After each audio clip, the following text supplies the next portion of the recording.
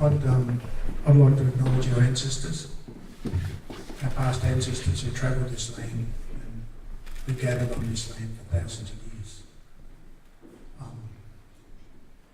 And there has been a harsh history in this country, and we do need to heal and repair that.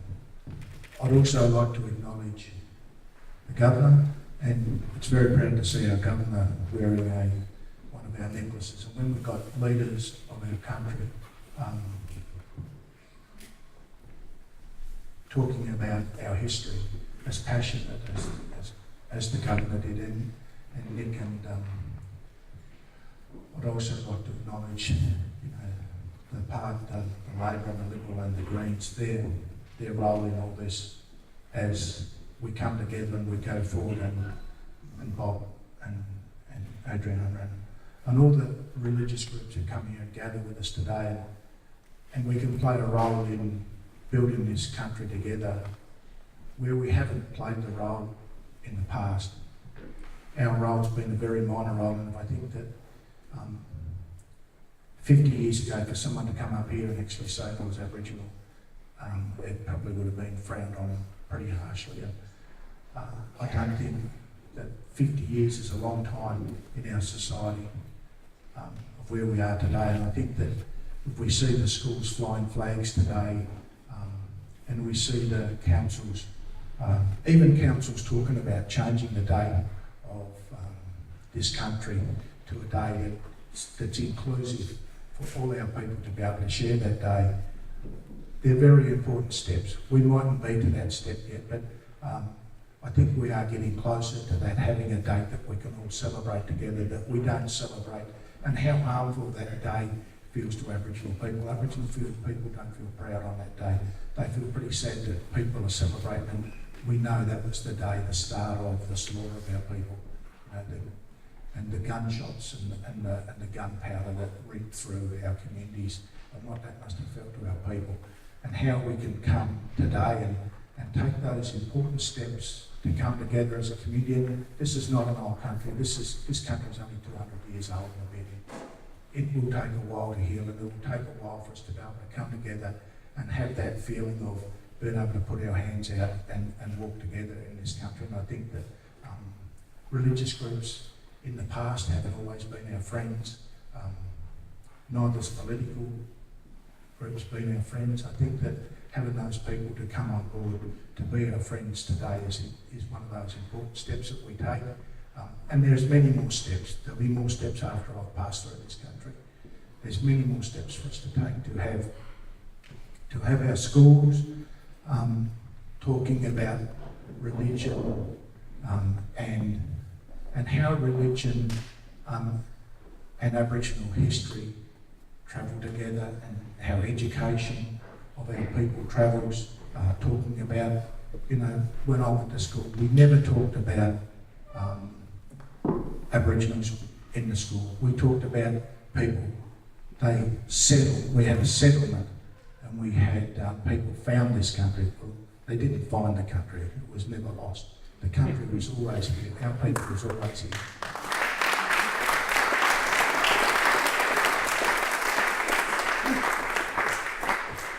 I think the schools and that play a huge role, and like the religious groups will as well, to make those steps of putting our hands out together and travelling. And I see sometimes with sadness when you have international sports come to Australia and other people bring their culture to this country and they produce that culture on the day, and our people stand there, and we don't have that hand of friendship yet where we can share that friendship and be able to be proud of the Aboriginal culture and the history, to be able to have that sporting event where we have white community and Aboriginal community in sport doing a traditional dance in this country. And I think that when we do get to that stage, we will be at a stage where we're looking at true holding our hands out and walking together, and just having a group of people here like this today, I think is important. It's a wet day. We've got politicians who could be doing knocking on doors, or we have got steps that we've taken, but we have got a lot of steps to go. We've got a lot of people that we need to heal in this country. I think that if you just go back a little while, and I think that governments and religious groups played a role in taking our little children off their families, and under the name of, they're going to be better off. Well, no kid's better off being with someone else than being with their mum and dad. No kid.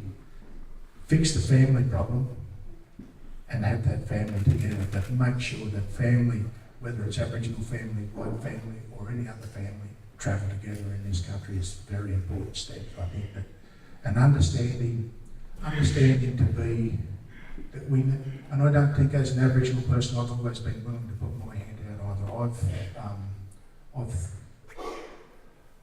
in my life as a younger person, I was an angry person for what had happened in this country. So I've never always been able to talk, perhaps like I can today.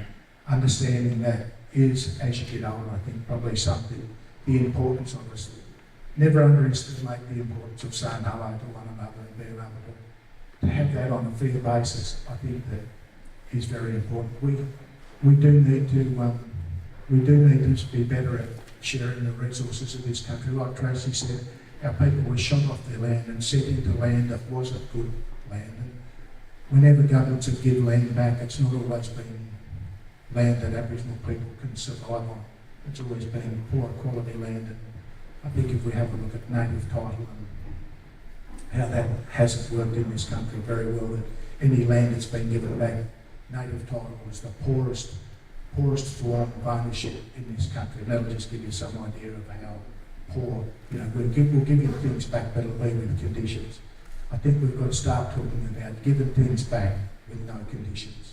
We've got to share the resources of this country, so we don't go to a government and say we want money to do this, to run our organisations, that we've got money of our own to run our organisations, and whether it be running, to have our own windmills or part of the resource, electricity driven, or whether it be other things. We need to share this country that we can play an economic role in this country that we haven't been able to play.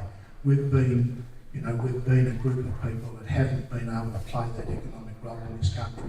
And until you do that, you don't become very powerful in a community. I think they're all the steps that we need to take. We've taken some of the steps for schools, running the flags on the schools.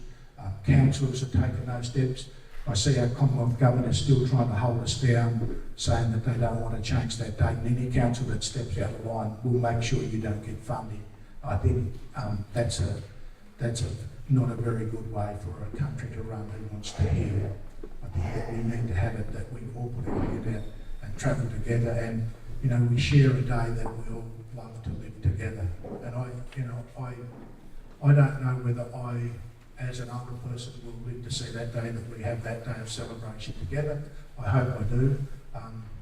I think that I spoke to Nick this morning about this, that when we can get councils who will understand up, when we get the Greens, the Labor and the Liberals stand up and say, no, this is an important step and we need to take it together. I think that's when we will see change in this country, and the federal government will have to roll over on that issue. I see that. I travel down the street in Macquarie Street every day, and I think about the way that Governor Macquarie spoke about our people and what he'd done to our people.